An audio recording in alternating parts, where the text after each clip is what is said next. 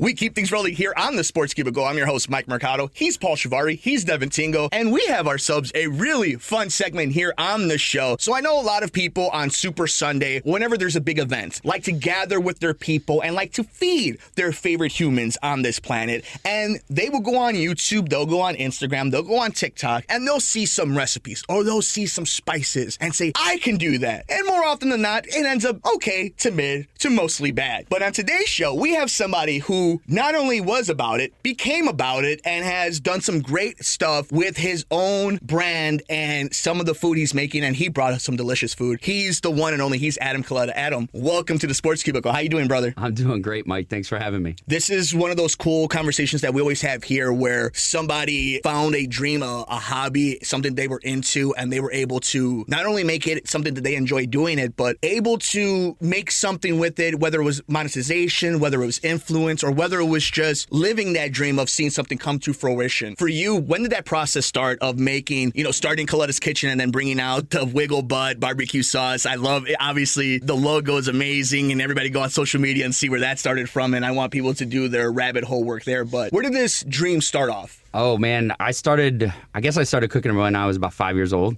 making mac and cheese and hot dogs. And I just loved being in the kitchen. Then, man, that grew into grilling. And then I had a roommate, Malik, who started smoking meats.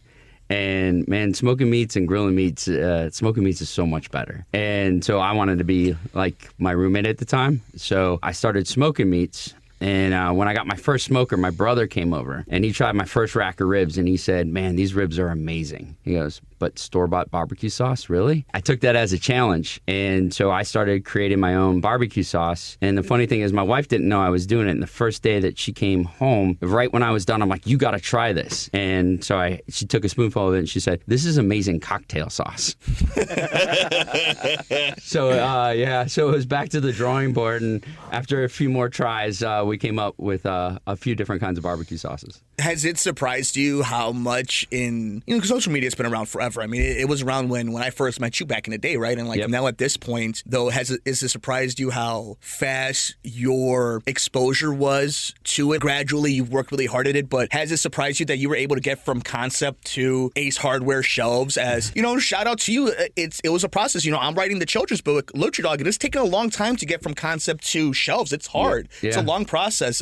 Has it surprised you in this social media age that you were able to kind of get it out there and take inspiration from other sources to get yourself to that next level? Yeah, I couldn't imagine just trying to do it without social media nowadays. I mean, I don't know how I could advertise, I could tell my story. It's amazing how people have done that in the past without that. What about popularity of sports? Do you think that has impact? Because we talk about all the time, like the correlation of when all rising tides raise ships, right? So if sports are really popular, it tends to be group gatherings are going to be really popular, and that we're going to have these big moments, and it's a chance for you to flex a little bit and be like, this is what I made for my people. Has that kind of been something you've correlated with it too? It's like, I know the second Sunday in February typically is going to be a big day for me to be able to show off my goods, that first half of the Super Bowl, my buddy goes, at least we have good food today, So I took that as a compliment. I think it goes hand in hand, big party. You got to have good food with it. So you brought barbecue sauce to put on the pulled pork that you brought for us today. Tell us a little bit about the barbecue sauce, because it has this kind of the consistency and the tanginess of a Carolina barbecue sauce, but kind of the boldness and the sweetness that you'd find in a Kansas City barbecue sauce. Yeah, so I started competing a couple years ago, and my favorite barbecue sauce of mine, which hopefully will come to stores soon, is my bourbon barbecue sauce. I'm a big bourbon fan. But when we were competing, the judges kept saying, and we're in Kansas City competitions, they kept saying that these barbecue sauces tasted funny, And so we would lose score points for that. And one of the guys on my team was like, well, maybe we should go out and get a Kansas City style barbecue sauce. And I said, well, why don't I come up with a Kansas City style barbecue sauce? And over the winter, I worked on a Kansas City style barbecue sauce. And in our first competition, we took first in ribs out of 32 teams. So we figure we're on a good pace for that. That's great. Yeah. If you don't mind me asking, what do you like to smoke your ribs with? What types of woods? Well, for competition, we do hickory and cherry, but I'm a big fan of oak. Okay. For when I'm cooking at home, I do a lot of oak. So, Adam, you said you tested out several different sauce types for your barbecue sauce. I'm just kind of curious, is there any, what some of the ingredients you tried that didn't work out so well, or was there anything you put in there that was like, why would you even think to put this in a barbecue sauce? That's crazy. But you're like, I'm daring today. So I'm just curious what the process was for your sauce recipe to speak. I can't think of anything that daring that I've tried or crazy. I think that like the boldest attempt was doing the bacon and bourbon together and making that.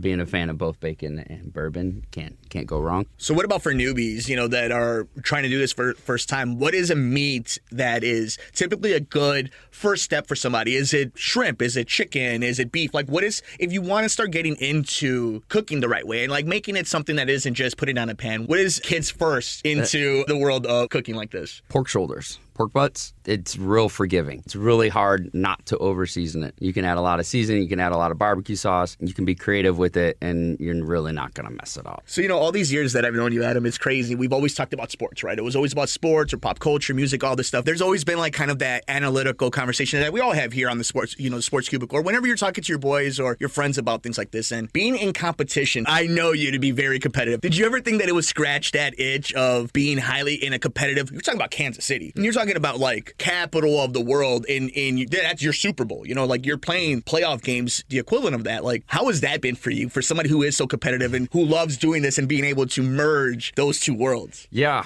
I mean, I played football for a long time. I just retired from playing flag football. That's how old I am now. Your hamstrings, your Achilles, your back. Yeah. So yeah, this does definitely scratches the itch. The funny part is that you start like 2 a.m. often, and you're going and you do your turn-ins at noon, and then you stand around until like 4 in the afternoon waiting for the judges to make all their decisions. So there's no release. You don't get to tackle anybody or hit that home run or anything. But once you finally get your scores table, yeah, man, it's a huge rush. So what was that first win like?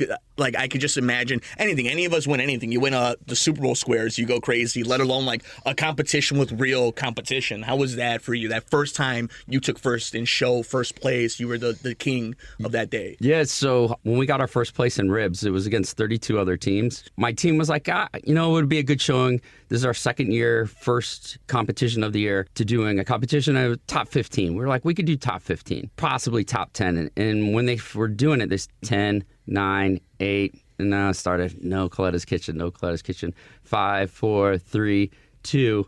When they said 2, I started walking away. And then they were like, and number 1 for ribs, Kaleta's Kitchen. And I kept walking, and my team had to grab me and bring me back. And they're like, hey, moron, that's you. Get up there. So, yeah, that was a huge rush. I was shaking and super grateful. Got a great team of guys, and my wife is super supportive with doing this. So, yeah, it definitely scratches the itch.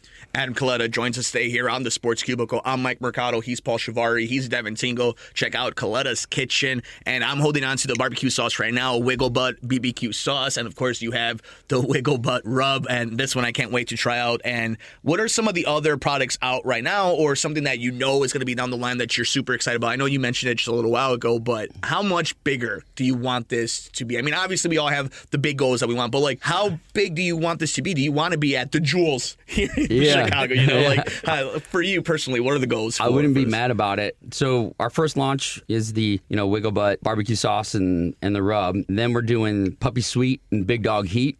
A lot of people are asking us for a hot barbecue sauce, and we have it. We need just to bring in a couple more bucks, and we'll be launching that. And then, like I mentioned, my favorite is the bourbon bacon, but it's kind of a niche barbecue sauce. You got to be a fan of bourbon, so we'll launch that one last. So here on the Sports Cubicle, and if you're listening to this on Outreach Radio Chicago on WSBC 1240 AM, sister station of WCPT 820, there's a lot of people who would love to support local business, local passionate entrepreneurs. And what are some of the ways that people can support this venture, this team that you guys are doing? Where are the socials? What are the websites? Tag it all, because I know people in Chicago would be really into this. Yeah, KaletasKitchen.com. It's KALETAS kitchen.com. You can get it on our website, and we can ship it to you. If you are in the Yorkville or Oswego area, the Aces are stocking it on their shelves right now, and we're hustling and trying to get into more Ace around the Chicagoland area.